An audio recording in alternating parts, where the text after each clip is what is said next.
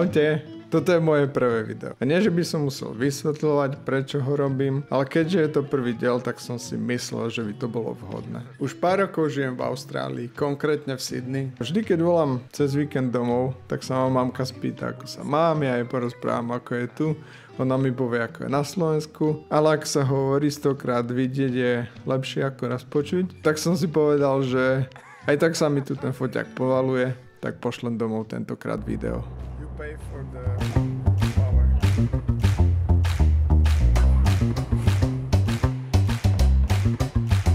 Toto je Dan, môj kamarát a asi najpriateľskejší chalan, ktorého v Austrálii nájdete. Minulý víkend bolo konečne po dlhej zime prvýkrát pekné počasie, tak sme sa vybrali do Royal National Park, vzdialený zo Sydney takých 40 km.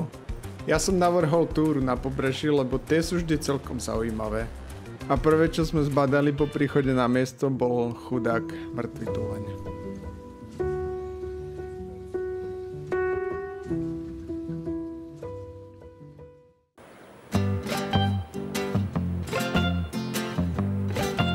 Zvyšok výletu sme si ale celkom užili. Po ceste sme na pumpe kúpili žele cukríky, aby sme mali dosť energie a vydali sme sa ďalej.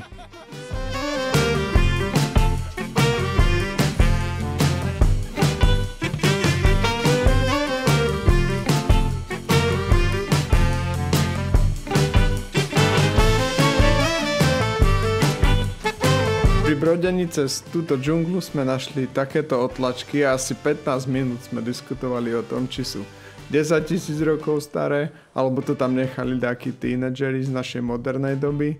Keď sme dorazili ku vodopádu, trpko sme oľutovali, že sme si nezobrali plavky, ale voda bola aj tak ľadová.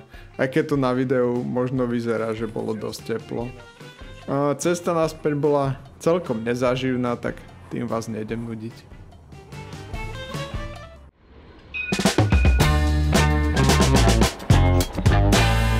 Ďalší víkend som strávil v meste. Hlasili horúčavy a už o 9 ráno bolo 30 stupňov. V sobotu som sa natrel opalovacím krémom a s ťažkým rúbsakom som sa vybral do mesta na bicykli. Bicykel som si zamkol priamo pod operou.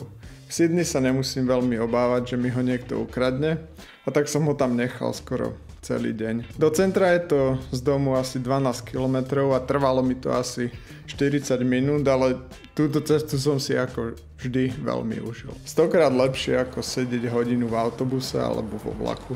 Dnes je na pláne nakrútiť pár záberov pri opere a hneď vedľa je moja obľúbená botanická záhrada, takže tam sa pozrieme tiež. Pri opere sa to nedalo vydržať, lebo hrozne pieklo slnko, tak som sa hneď vybral do záhrady. Bol som pozrieť moje obľúbené včely, ktoré by ste si ľahko mohli pomýliť s muchami. Sú čierne, je to natívny druh v Austrálii a nemajú žiadne žihadlá. Na niektorých je dokonca vidno žltý pel, ktorý nesú späť do úľa.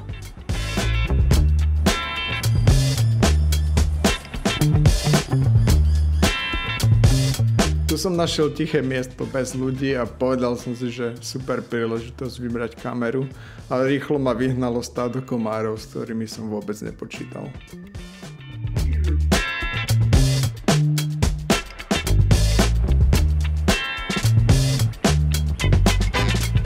Toto je ďalšie z mojich obľúbených miest. V tejto sekcii nájdete plno papradí a je tu aj malé jazierko s kaprami.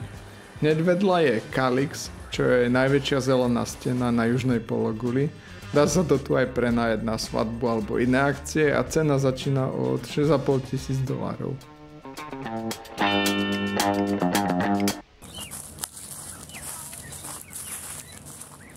Tu som si uvedomil, že som celý deň nič nejedol a zamieril som naspäť k bicyklu. Po ceste naspäť som sa ešte zastavil pri tejto fontáne. Ak ju niekto spoznal, tak áno, natáčal sa tu Matrix a bola to tá ikonická scéna, kde Nea rozptýlila žena v červených šatoch.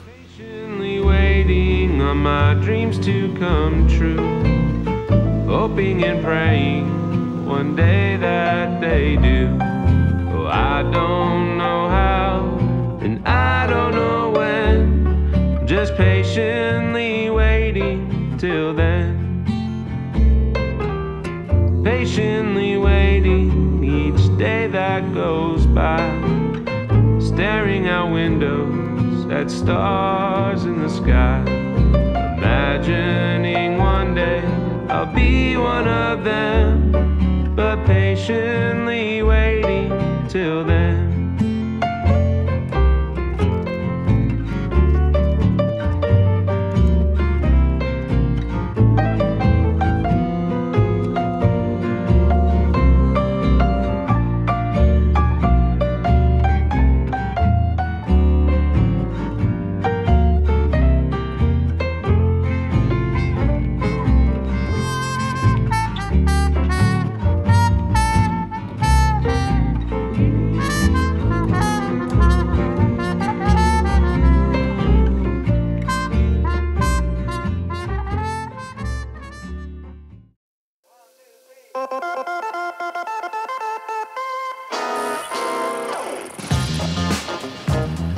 Tento víkend som stihol ešte jednu moju obľúbenú aktivitu, ktorou je darovanie krvi.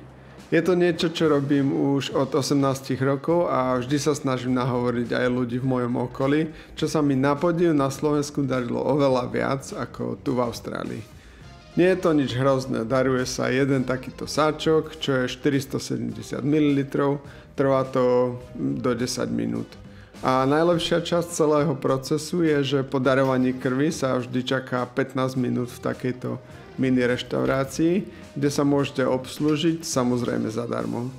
Nájdete tu džús, kombuču, kávu, mliečne koktejly, sladkosti, popcorn, čipsy a aj takéto mäsové koláčiky.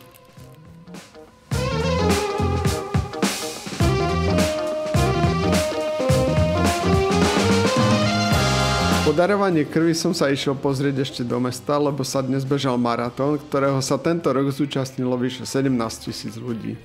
Veľmi som im ale nezávidel, pretože tento rok bolo výrazne teplejšie ako po minulé roky. Už o 10 ráno bolo okolo 29 stupňov. Dostal som sa celkom blízko ku trati, ale ku cieľu, ktorý bol pri opere, som sa neodvážil, pretože tam bol dosť veľký dav ľudí. Iba takto zďaleka. V nedeľu som zakončil návštevu mojej obľúbenej mestskej pláži a keď som vyhľadol, kúpil som si na obed sushi a bubble tea, lebo som bol darovať krv, tak si dnes predsa zaslúžim.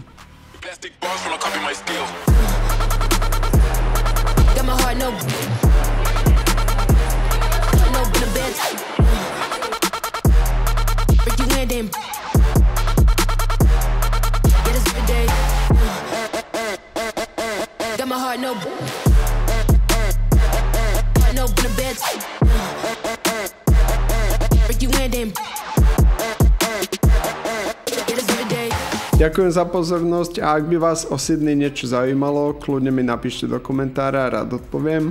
Dúfam, že sa vám video páčilo, ak áno, tak sa vidíme na budúce. Čaute. Get 10.